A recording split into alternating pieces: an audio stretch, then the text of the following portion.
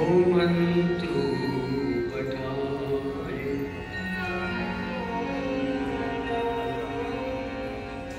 सुरसरि तीर आपु चलिया।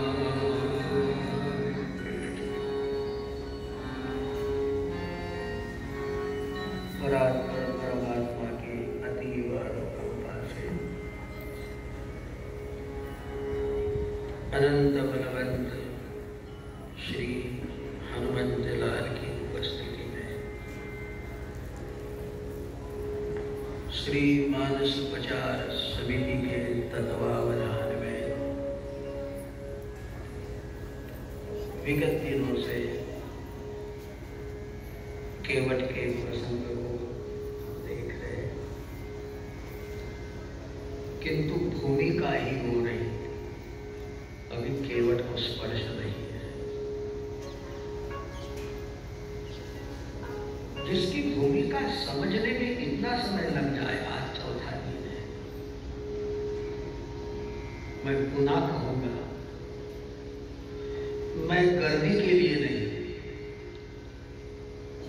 बल्कि दर्दियों के लिए।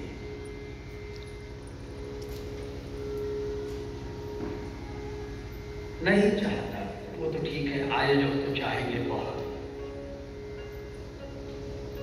लेकिन मैं जानता हूं किसी शुकदेव को एक परीक्षा की भर मिल जाए,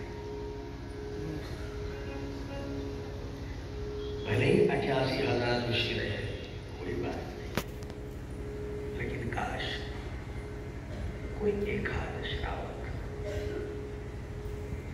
लेकिन धन्य हो आप लोग।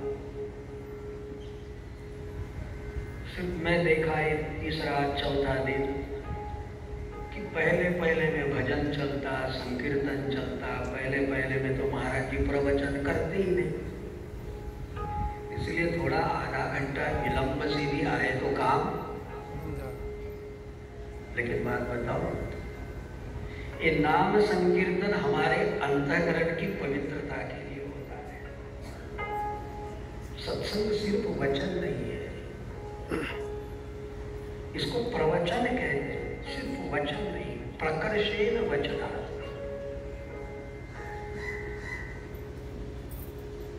और एक बात है, किसान जब खेत में बुवाई करता है तो बुवाई का समय देखता है, कभी भी बुवाई करेगा ऐसा नहीं, उसको बख्तर पे आने देता है। इधर क्या बोलते, बुवाई का समय आने के लिए बख्तर बोलते, उसको बख्तर पे आने देते। हमारे चाचा बड़े हमको रिस्पॉन्स देते, बता देते, हाँ यही बोल से है ना। तो देखो, जब बुआई होती है ना, शेष तो हमारे परम पूजनीय मुरारी बाबू ने कहा था, बोले बीज डाल देना, फिर आगे ये जमीन जाने और ऊपर का पानी जाने। हम तो बीज डालते चलते हैं, आगे ये भूमि जाने और ऊपर का पानी जाने। किंतु मैं जितनी एकाग्रता आप श्रोताओं की मैं पाता हूं, वाकई इस समिति का ये प्रयास मुझे बड़ा सफल लगता है। तो आइए इस भूमिका को अत्यधिक न बढ़ाते हुए, किंतु भूमिका हमारी भूमि को पैदा करेगी, जो बीज डालना है। और भूमिका क्या है? राम जी को वन मिला, राम जी वन गए, वन को गए, और राम जी वन को गए इसलिए वन गए। राम जी बन गए इसलिए राम राज्य की स्थापना हो गई। राम जी वन को न जाते तो राम जी न बनते। और राम जी का परिचय एक एक। सोचो कि राम जी वन को नहीं गए और राज्याभिषेक हुआ तो रामायण पूरी हो गई। देखो राम जी वन में नहीं जाएंगे, बालकांड हुआ और अयोध्या कांड कहाँ गए? फिर अयोध्या नहीं, अरण्य नहीं, किष्किंधा नहीं, सुंदर कांड का कोई मतलब नहीं, राज्याभिषेक हो गया। किंतु एक एक पात्रों का चयन हम साधकों की भूमिका को बनाता है। सिलसिला क्या है? राम जी अवध छोड़ वन को आए।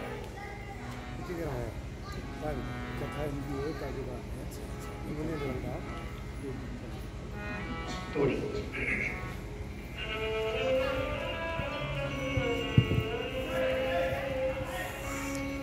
अवध छोड़ प्रभु बन को धाए, अवध छोड़ प्रभु बन को, सिया राम लखन गंगा कटियाए, अवध छोड़ प्रभु बन को धाए, अवध छोड़ प्रभु बन को धाए, राम लखन गंगा तटिया, केवट कहता सुनो हमारी चरण धूल की माया,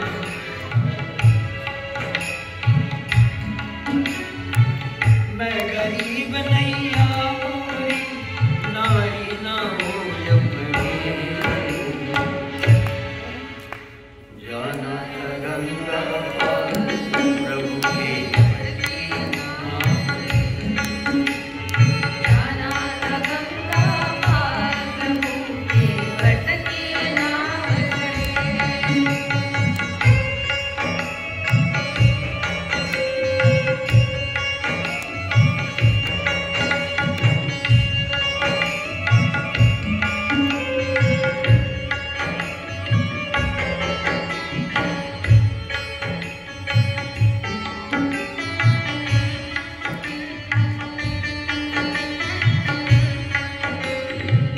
कभी कभी भगवान को भी भक्तों से काम पड़े, जाना था गंगा पार प्रभु के नाव चढ़े, जाना था गंगा पार प्रभु के वट की नाव चढ़े। सीताराम राम राम, सीताराम राम राम, सीता राम राम राम, सीता राम राम राम, सीताराम राम राम, सीताराम सीता राम राम राम, सीता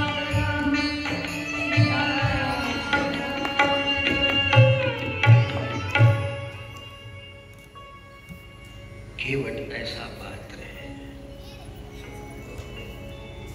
कि वस्तुतः भगवान के दर्शन की पात्रता कैसे रहे,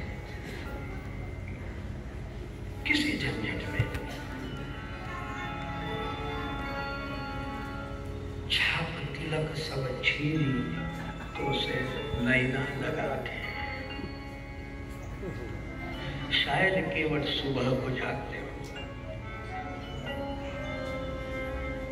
राम प्रेम को भीतर ही भीतर जब्त किया हुआ केवट गंगा किनारे अपने नौका पे आकर बैठे होंगे, और जो भगवान के दर्शन की पात्रता रखते हैं वो तो जानते हैं कि प्रभु कभी तो आइए मेरी नौका में, कभी तो बताइए। ये मकान नहीं मंदिर है नाथ, ये बाल बच्चे मेरे नहीं, तूने दिया हुआ दायित्व है। प्रभु ये प्रपंच तूने मुझे दिया और परमात्मा के भजन के लिए दिया, अकेला नहीं कर सकता, पत्नी भी है, बच्चे भी है, मिलकर भगवान भजन करो, मिलकर सत्संग करो।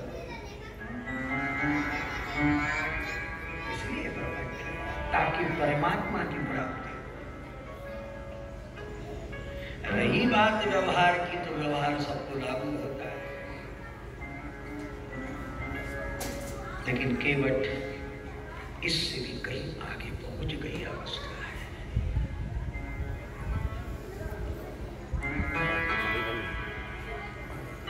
सुमंत्र किसी न किसी झंझट में है। सुमंत्र भगवान की इच्छा में व्यवधान बनना चाहते हैं।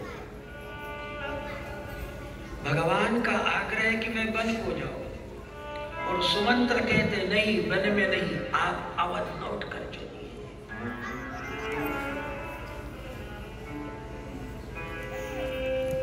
राम जी ने क्या किया?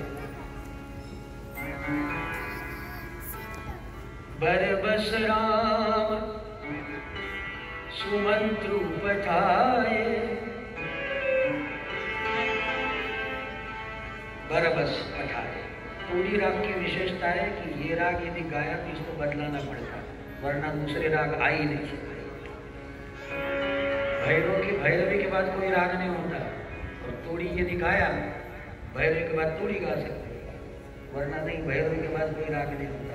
और तोड़ी का वातावरण बना तो फिर दूसरे राग पीके लगेंगे, इसलिए तोड़ी राग ज्यादा नहीं बजाना, थोड़ा गा के जैसे आराम कर देना पड़ता है। बड़े हमारे गुरुदत्त कलाकार हैं सब लोग, हम तो अनसीखे हैं।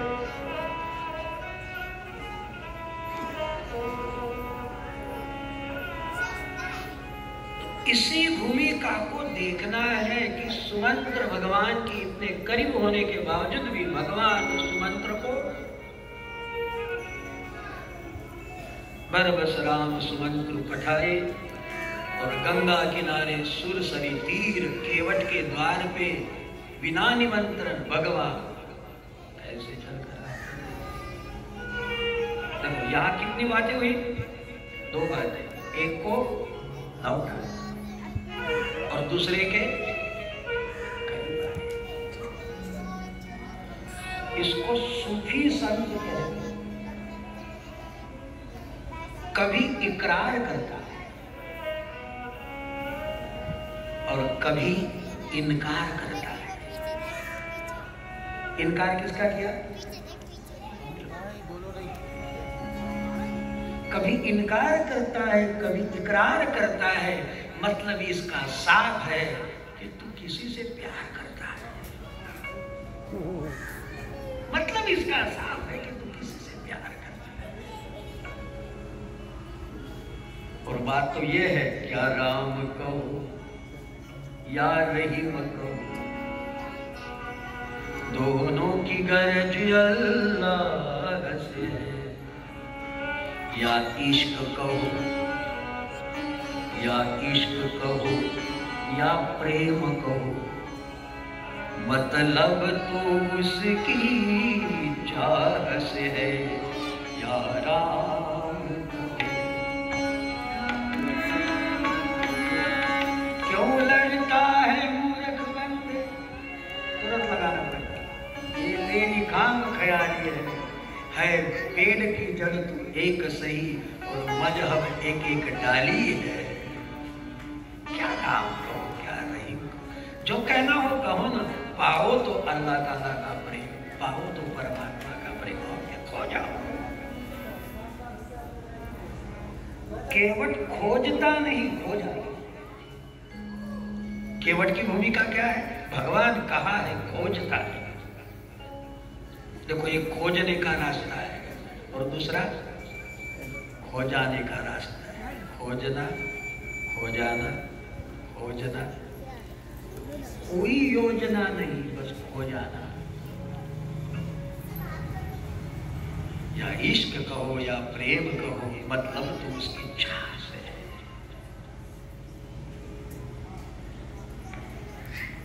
तो कभी इकरार करता है, कभी इनकार करता है। मतलब इसका साफ है कि तू किसी से प्यार करता है।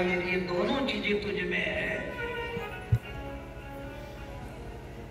तो इकरार क्यों करता है, इनकार क्यों करता है, और इकरार भी क्यों करता है? थोड़ा बारीकी से देखे तो गलती परवरदिगार की ओर से नहीं, गलती भगवान की ओर से नहीं, गलती हमारी ओर से ही होती है। आपने पारसमणि देखा? सुना है महाराज। हमने ऐसा सुना है कि पारस लोहे को स्पर्श हो जाए तो उसका क्या होगा? देखा आपने? हमारे पास में है, हम आपको दिखा देंगे। आने की कोशिश मत करना, मैं रामायण में दिखा दूंगा कि पारस परस उधातु सुहाय।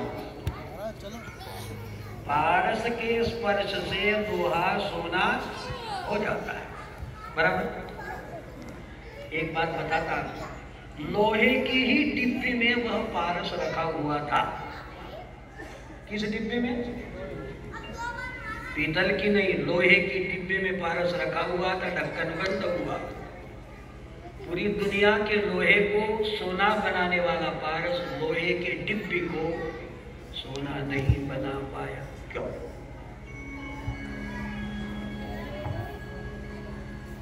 क्यों बताइए तो, थोड़ा जवाब, थोड़ी मेहनत करो। पर्दा है महाराज जी, पर्दा। क्या धन्य हो, धन्य हो, धन्य। कुछ तो पर्दे में लपेटा हुआ है। और कबीर कहते अर्दा पर्दा कुछ नहीं, बिन पर्दे की बात दूल्हा से दुल्हन मिली तो फीकी पड़ी बारात। भाई आना वाला, ब्याह में आना यार, आना यार, आना, शादी में तो आना ही पड़ेगा, किंतु दूल्हा से दुल्हन मिली फीकी पड़ी बारात। चूल्हे में सारे एक बार ईश्वर से प्रेम हो जाए, बस ये सब फीका हो जाएगा। जिसको आज हमने सम्मान दिया है, सब फीका हो जाएगा। तो गलती पारस की नहीं है, हम पर्दा बने हुए हैं। बस इस पर्दे को खोजने के लिए तो सत्संग में वरना क्या, ये कौन पर्दा है? घूंघट के पट खोल रे तोए पिया,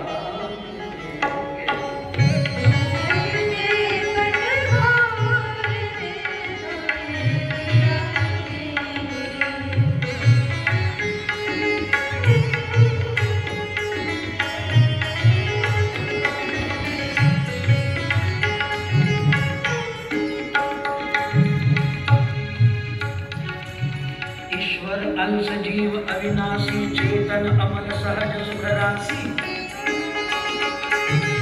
सो माया बस भयउ गुसाई, बंध्यो तीर मरकट की,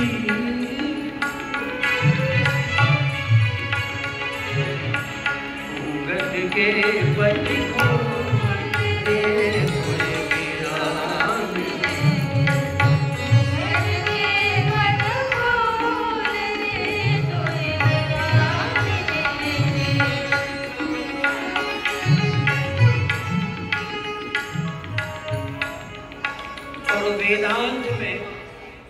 वेदांत में 3 लक्षण बताए।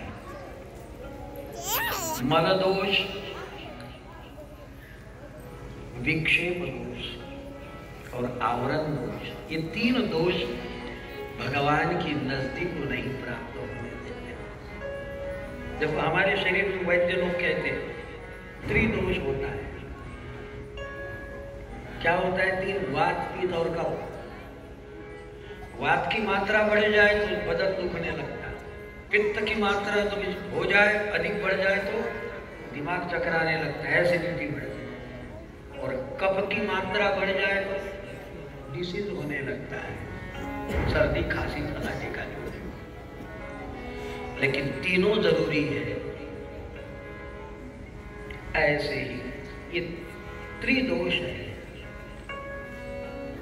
साधक को अपनी आत्मा से, परमात्मा से न मिलने देने के लिए 3 व्यत्यय करते हैं। जैसे मल, माने दर्पण पे धूल चढ़ गई हो तो चेहरा दिखाई देता है।